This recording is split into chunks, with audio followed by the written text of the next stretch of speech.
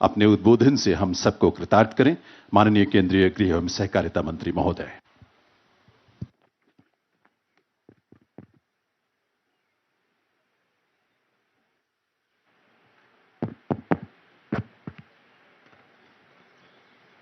कौन है भाई? आवाज थोड़ी बड़ी करना।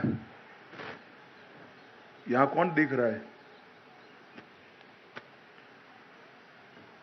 आज के कार्यक्रम में मंच पर उपस्थित जम्मू कश्मीर के उपराज्यपाल श्रीमान मनोज सिन्हा जी, मोदी जी की मंत्रिपरिषद में मेरी साथी बहन मीनाक्षी लेखी जी, भारत सरकार के गृह सचिव श्री अजय कुमार भल्ला जी, भारत सरकार के संस्कृति सचिव श्री गोविंद मोहन जी, मुख्य सचिव जम्मू कश्मीर श्रीमती उमा जी, संयुक्त सचिव संस्कृति मंत्रालय और आज के ये छोटे परंतु महत्वपूर्ण कार्यक्रम में पधारे हुए आप सभी भाइयों बहनों को मेरा नमस्कार। आज एक ऐसा कार्यक्रम है जिसमें गोविंद मोहन जी ने चलते चलते मुझे निमंत्रण दिया था और मैंने इसको मौका समझकर लपक लिया और आज आपके बीच में आया हूं, क्योंकि मैं बचपन से इस देश की इतिहास, इस देश की संस्कृति, देश के हर हिस्से की भाषा, संगीत, अनेक प्रकार की विधाओं में हमारे देश के अलग अलग हिस्सों का योगदान, इस सब के विद्यार्थी के रूप में मुझे मालूम है कि झेलम का महत्व क्या है। यही झेलम है, यही वितस्ता है जिसने हजारों साल से कश्मीर के अंदर अनेक प्रकार के अनुसंधानों की वो साक्षी रही, अनेक प्रकार की संस्कृति के मिलन के स्थल बनने का इसको सौभाग्य प्राप्त है। यही झेलम ने आदि शंकर को भी देखा है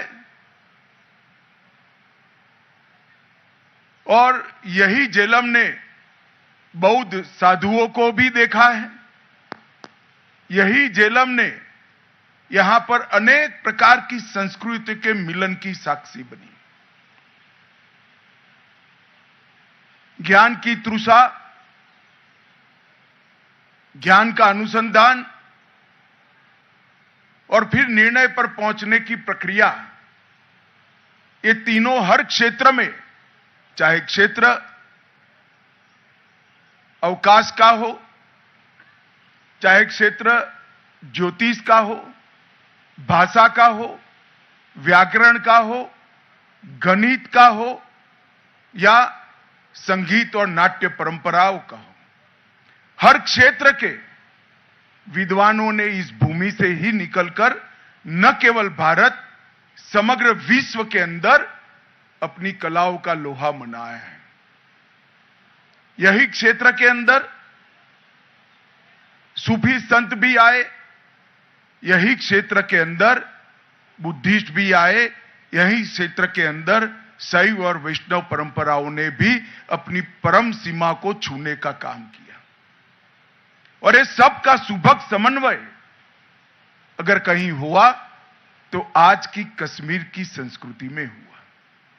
ये झेलम ने कई कठिन समय भी देखे हैं, वितस्ता की धाराएं कई बार खून से लथपथ भी हुई, धर्मांध लोगों के हमले भी देखे हैं, अनेक राज परिवर्तन देखे हैं, आतंकवाद की भीषण विभीषिका की ये झेलम साक्षी रही है। इस सबको अपने उदर के अंदर एक मां की तरह समाहित कर कर हमेशा बच्चों को स्नेह, प्यार और उत्साह देने का काम ये वितस्ता ने किया है। जो ये झेलम को नदी मानते हैं, वो शायद मानव संस्कृति को और मानव संस्कृति की ऊंचाई की पहचान नहीं रखते हैं। ये झेलम मानव की सभ्यता का सबसे उच्चतम स्तर की मुख्य साक्षी ये वितस्ता है।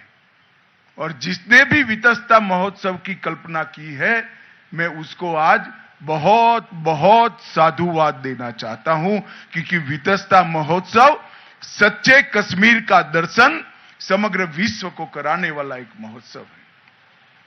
आदि शंकर ने जिस भूमि को ज्ञान की भूमि कहा, मुगल शासकों ने जिस भूमि को पृथ्वी पर का स्वर्ग कहा, और सम्राट अशोक ने कहा कि सकून अगर कहीं मिलता है, बौद्ध धर्म के अंदर बौद्ध धर्म को आगे बढ़ाने के लिए, विचार मंथन के लिए कोई उचित भूमि है तो यही कश्मीर है। और ये साला यही वितस्ता के किनारे पर हुआ है। संस्कृति एक साल में नहीं बनती है। संस्कृति एक विधा या एक कला से नहीं बनती है। अनेक प्रकार के मानव जीवन के सभी पहलुओं के सुभग समन्वय से संस्कृति बनती है। और संस्कृति की धारा अविरल बहती हो, ऐसे बहुत कम देशों में से हमारा देश है, जिसकी संस्कृति की धारा शायद 15-20 हजार साल पुरानी है। और हमें इसका गौरव होना चाहिए। और ये सिर्फ कश्मीर नहीं है, देश के हर हिस्से में इतनी पुरानी संस्कृति की अविरल धारा मिलकर भारतीय संस्कृति की गंगा बनती है। एक जमाने में हम पर शासन करने वाले अंग्रेजों को हमारी विविधता, हमारी दुर्बलता लगती थी, वीकनेस लगती थी। मगर जब शासक रचनात्मक दृष्टिकोण से देखता है तो विविधता में एकता, यही हमारी विशेषता है और ये हमारी सबसे बड़ी स्ट्रेंथ है। भारत के लोगों को कई प्रकार के विचार, कई प्रकार की जीवन पद्धतियां, कई प्रकार के धर्म, कई प्रकार की भूषा, वेशभूषा, खानपान, इसके साथ जीने की सदियों से आदत है। और हमारे संतों ने जब जब भी विचरण करा, क्या आप ऐसी कल्पना कर सकते हैं कि जब आदि शंकर यहां आए होंगे केरल से पैदल चलते चलते, तब उनको रास्ते में एक ही प्रकार की संस्कृति मिली होगी, एक ही प्रकार का खान पान मिला होगा? ये संभव ही नहीं है। ये सबके साथ जीने का हम सबका संस्कार ही भारत की विशेषता है। और ये वितस्ता महोत्सव कश्मीर की ये विशेषता को समग्र भारत और समग्र विश्व में पहुंचाने वाला राजदूत है। वितस्ता महोत्सव के माध्यम से ही कश्मीर सबको समाहित करने वाली एक बहुत बड़े मन वाली विचारधारा है, बहुत बड़े मन वाली संस्कृति है। इसका परिचय समग्र विश्व को होगा। अनेक प्रकार की कलाओं ने कला क्षेत्र की उच्चतम सीमाओं को यहीं छुआ है। अनेक प्रकार के स्थापत्यों ने देश भर से स्थपतियों को भी बुलाया और कलाकारों को भी बुलाया, मूर्तिकारों को भी बुलाया। और यहां पर एक से एक बड़े स्थापत्य बनाए गए। यही प्रदेश है जहां पर संगीत और ज्ञान ने अपनी ऊंचाइयों को छुआ। इसीलिए इसको आदि शंकर ने शारदा क्षेत्र कहा और यहां शारदा पीठ की स्थापना की।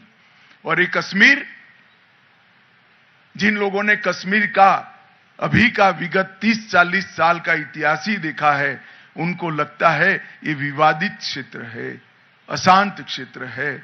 मगर कश्मीर ने ढेर सारे ऐसे विवाद और अशांतियों को, ढेर सारे रक्तपातों को अपने अंदर हजम कर कर अमर लॉ की तरह आगे बढ़ना एक कश्मीर का स्वभाव है। और आज देखिए, जिस कश्मीर में कुछ साल पहले 40,000 से ज्यादा लोग आतंकवाद की बलि चढ़ गए, वही कश्मीर आज वितस्ता महोत्सव के माध्यम से कलाओं को समन्वय कर कर आगे बढ़ रहा है। और मित्रों, मैं आज यहां से घाटी के युवाओं को भी कहने आया हूं, जिन लोगों ने भी आपके हाथ में पत्थर और हथियार पकड़ाए, इन्होंने आपका भला नहीं किया है। आपके हाथ में पत्थर और हथियार नहीं होने चाहिए। आपके हाथ में कलम होनी चाहिए, लैपटॉप होना चाहिए, आपके हाथ में पुस्तकें होनी चाहिए, आपके हाथ में इतिहास होना चाहिए कश्मीर का। अगर कश्मीर के इतिहास को आप जानोगे तो किसी के प्रति घृणा करना एक कश्मीर का इतिहास ही नहीं है। कश्मीर में तो जो आया, कश्मीर ने इसको स्वीकार कर लिया और एक खेलती कूदती बहती वितस्ता की तरह हमेशा कश्मीर की संस्कृति आगे बढ़ती गई, पीछे मुड़कर कभी नहीं देखा। मगर हम जब समय अच्छा आता है, क्यों पीछे मुड़कर देखें। मित्रों, आज धारा 370 को मोदी जी ने हटाने के बाद यहां पर शांति है, यहां पर विकास के नए नए आयाम गढ़े जा रहे हैं, यहां पर उच्च शिक्षा के संस्थान आ रहे हैं, यहां पर इंडस्ट्री लग रही है, यहां पर पंचायती राज को स्थापित कर दिया गया है, यहां पर अनेक प्रकार के एडमिनिस्ट्रेटिव रिफॉर्म्स को बिना किसी विरोध के जमीन पर उतारने का काम हो गया है। और अब कश्मीर को आगे देखना है। उस वक्त ये वितस्ता महोत्सव का बहुत बड़ा महत्व है। मोदी जी ने एक भारत श्रेष्ठ भारत की परिकल्पना के तहत हमारे देश की सभी संस्कृतियों को एक दूसरे के साथ, हर प्रदेश के खान-पान, वेशभूषा और इतिहास को एक दूसरे के साथ सामंजस्य के साथ जोड़कर आगे बढ़ने का एक प्रयास किया है। कहीं पर काशी तेलुगु संगमम होता है, कहीं पर काशी तमिल संगमम होता है, कहीं सौराष्ट्र तमिल संगमम होता है, तो कहीं पर वितस्ता महोत्सव चेन्नई और पुणे के अंदर कश्मीर की संस्कृति को आगे बढ़ाता है। और मित्रों, यही प्रक्रिया है जो हमें जोड़ेगी, मजबूत बनाएगी और समग्र विश्व में जो हमारा स्थान है, उस स्थान पर हमें फिर से एक बार बिठाने का प्रक्रिया करेगी। मित्रों, आज कश्मीर के अंदर ये जो महोत्सव शुरू हो रहा है, लगभग 1900 कलाकार कश्मीर के और 150 कलाकार देश भर के यहां पर अपनी अपनी कला का प्रदर्शन भी करेंगे, कला का एक्सचेंज भी करेंगे। मैं थोड़ी सी चित्रकारों की प्रदर्शनी में जाकर आया। आप कल्पना ही नहीं कर सकते, अमित शाह ऐसा नाम मुझे 7 भाषाओं में लिखकर चित्रकारों ने अपनी अपनी भाषा में लिख कर दिया। किसी ने फारसी में लिखा, किसी ने संस्कृत में लिखा, किसी ने हिंदी में लिखा, किसी ने पंजाबी में लिखा, किसी ने गुरुमुखी में लिखा। मैं आश्चर्यचकित हो गया। मेरे एक ही नाम को 7 भाषाओं में लिखकर एक छोटे से राउंड के अंदर मेरे जीवन में कभी मैंने प्राप्त नहीं किया। कश्मीर वालों को मैं बताना चाहता हूं, मेरे जीवन का ये सबसे बड़ा तोहफा है साहब। 7 भाषाओं में 10 मिनट के अंदर कलाकारों ने मुझे मेरे नाम लिखकर दे दिए। यही बताता है कि देश को एक करना है तो कला और संस्कृति, देश का इतिहास ही देश को एक कर सकता है। एक अनूठा आयोजन है जहां देश भर के व्यंजन भी होंगे और देश भर से आए हुए कलाकार कश्मीरी व्यंजनों का भी लुत्फ उठाएंगे। जब आप चेन्नई में गए, फीडबैक मिला मुझे, चेन्नई और पुणे के कई लोगों ने, अभी इंटरव्यू भी एक महिला का चल रहा था, चेन्नई और पुणे के कई लोगों ने कहा कश्मीरी स्ट्रीट फूड खाने के लिए कश्मीर जाने की जरूरत नहीं है। कश्मीर ही आज पुणे में आ गया है और कश्मीर की कला को भी आपने वहां पहुंचाया है। आज जम्मू कश्मीर के इस कार्यक्रम के माध्यम से लोक नृत्यों की कोरियोग्राफी की प्रस्तुति होगी। वाद्य यंत्रों की संगीत सिम्फनी भी यहां पर होने वाली है। कश्मीरी, डोगरी, कव्वाली गायन भी होने वाला है और उषा जी आई हुए है, वो भी कश्मीरी और डोगरी में गायन करने वाली है। उषा जी की आवाज में कश्मीरी कैसी लगेगी, ये मेरे जैसे व्यक्ति को सोचना भी बड़ा कठिन है, मगर उषा जी आई है। मैं उषा जी का भी बहुत बहुत धन्यवाद करता हूं। और आजादी से अब तक हजारों फिल्में यहां फिल्माई गई हैं। वो सभी फिल्मों के लोकप्रिय गीतों को भी आज यहां पर आप देखेंगे। आज यहां पर शम्मी कपूर और शर्मिला टैगोर से लेकर अभी तक के सभी फिल्मों को आपको यहां पर याद करने का मौका मिलेगा। बौद्ध दर्शन पर भी संगोष्ठी होगी, सूफी विचार पर, सूफी फिलॉसफी पर भी यहां संगोष्ठी होगी। पेंटिंग और कैलीग्राफी के भी शिविर लगाए गए हैं और कश्मीर के पुरातत्व के इतिहास को इतने भव्य तरीके से संजोकर यहां रखा गया है। आज के बच्चों को मेरा आग्रह है कि इसको जरूर देखिएगा। आप किस विरासत को लेकर आपको जाना है, किस विरासत को अगली पीढ़ी को सौंप कर जाना है, वो तभी आप देख पाएंगे जब रात तरंगिनी पढ़ेंगे। ये रात तरंगिनी कोई काव्य नहीं है। कश्मीर कैसे बना है, कश्मीर क्या है, इसका वर्णन है, इसका इतिहास है। और आज मैं थोड़ा सा ही राउंड लगा पाया हूं।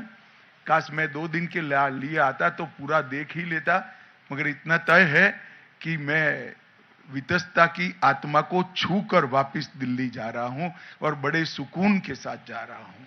जब तक हमारी संस्कृति को, हमारी कला को, देश को जोड़ने के काम में हम नहीं लगाएंगे, हमारी अभूतपूर्व स्ट्रेंथ को देश के उपयोग में हम नहीं ले पाएंगे। हमारी देश की ये बहुत बड़ी ताकत, अलग अलग संस्कृति, अलग अलग भाषाएं, अलग अलग वेशभूषाएं, अलग अलग खान पान होते हुए भी हम सब भारतीय है, ये हमारी बहुत बड़ी ताकत है।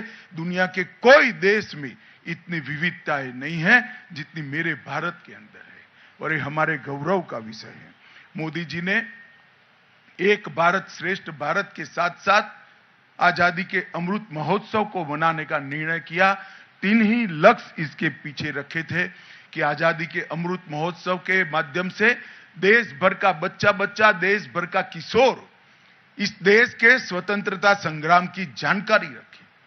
कई ऐसे स्वतंत्रता सेनानी जिनको कोई पहचानता नहीं है, अपना सर्वस्व बलिदान कर दिया। कई लोगों ने पीढ़ियों तक लड़ाई लड़ी, कई लोगों ने अपना नाम भी नहीं पाया और गुमनाम शहीद हो गए।